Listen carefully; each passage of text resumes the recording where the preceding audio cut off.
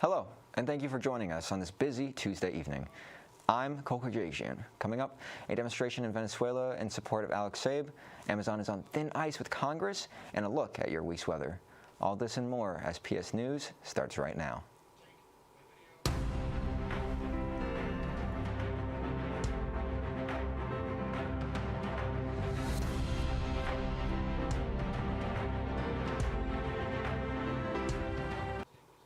Here's what's happening around the world. Moving forward, officials in China say a murder suspect on the run for more than a week has died. The manhunt for Zhou Zhenjiang garnered widespread attention from the Chinese public. Police say he took his own life during a confrontation with authorities Monday. According to officials, he was discovered in a cave in a seaside village. The 55-year-old was wanted for attacking his neighbors in China's southern Fujian province on October 10th. According to the state-run media reports, a 78-year-old man and his daughter-in-law died. This man's wife, grandson, and great-grandson were injured. Pope Francis says he's going to continue pesting on social media. And no, he didn't mean to say posting. The pontiff was referencing the fact that many people think he is a pest for hammering on social justice issues. Speaking via video to international grassroots and social justice groups, Francis said that there is still time to abandon the system's relentless logic of profit that he says is carrying us towards the abyss.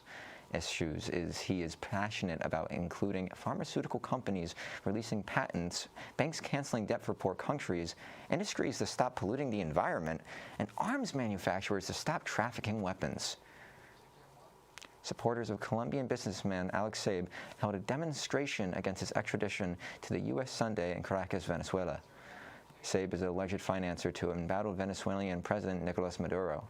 He was extradited from Cape Verde to the U.S. and is scheduled to appear in court on Monday, the U.S. Department of Justice said Sunday. The U.S. alleges Saab was behind a corruption network involving a government-subsidized food program called CLAP that allowed Maduro and his allies to steal hundreds of millions of dollars from the Venezuelan people, while also using food as a form of social control. And now, let's take a quick look at this week's weather. Thank you, Cole. I am PS News meteorologist Marcel Gibbs. Now, we're seeing a lot of 60s in the area.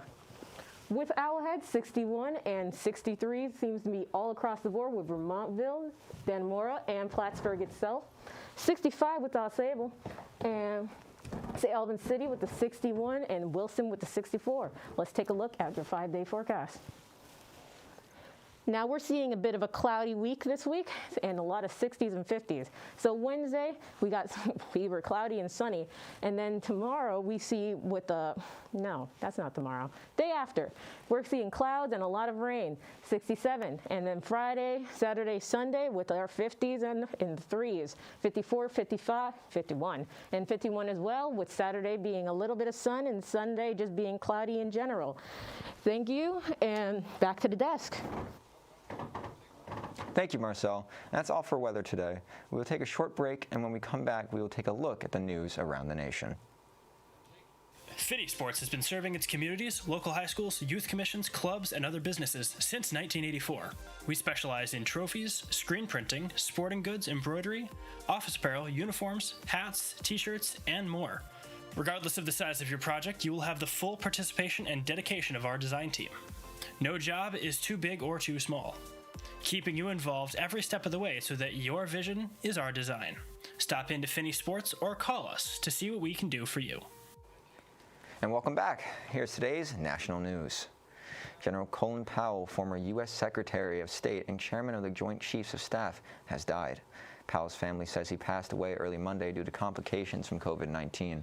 A source familiar with the matter said Powell had multiple myeloma, a cancer of plasma cells that suppresses the body's immune response. He was set to get his booster shot this past week, but fell ill and wasn't able to receive it. Even if fully vaccinated against COVID-19, those who are immunocompromised are at greater risk from the virus. Powell also had Parkinson's disease. His career as a distinguished soldier started in 1958 and took him from combat duty in Vietnam to the White House.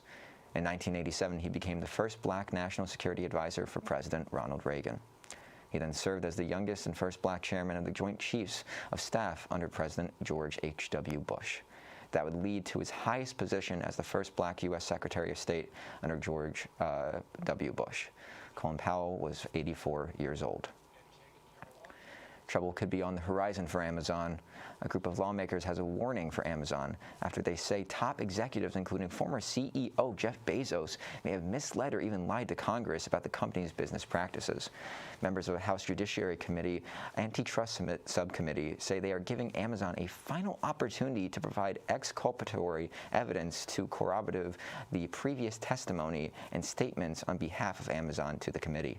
The bipartisan group that includes Democrat representatives Familia Japal and Jared Nadler, as well as Republican representatives Ken Buck and Matt Gaetz, cited recent media reports that cast doubt on the testimony provided by Amazon's senior executives.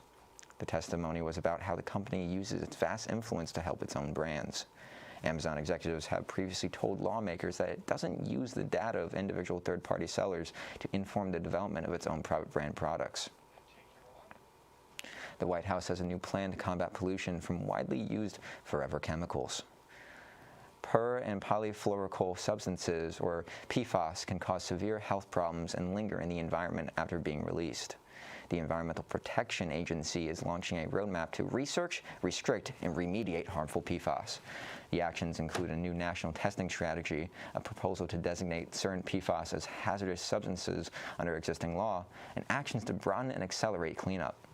PFAS has been manufactured since the 1940s and can be found in Teflon nonstick products, stains and water repellents, paints, cleaning products, food packaging, and firefighting foams.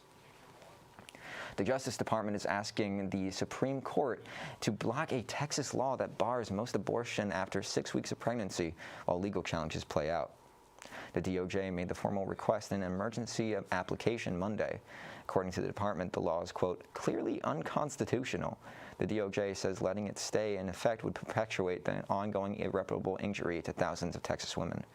The request puts the justices back in the middle of a huge ideological battle. The Texas law is controversial because it bars abortions before most women even know they are pregnant. The High Court will likely issue an order after asking Texas for a response and giving the DOJ an opportunity to reply. A deeply divided Supreme Court allowed the law to go into effect in September as part of a different legal challenge by abortion providers.